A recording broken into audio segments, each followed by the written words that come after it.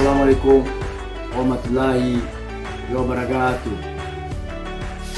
Saya Sekiar Walawa, Ketua HIMI dan keluarga besar HIMI Kabupaten Siak, mengucapkan mohon maaf lahir batin atas segala keafaan, baik sikap perkataan maupun perbuatan, serta mengucapkan selama menunaikan ibadah puasa Ramadan 1443 Hijriah bagi Bapak Ibu saudara-saudari yang melaksanakannya.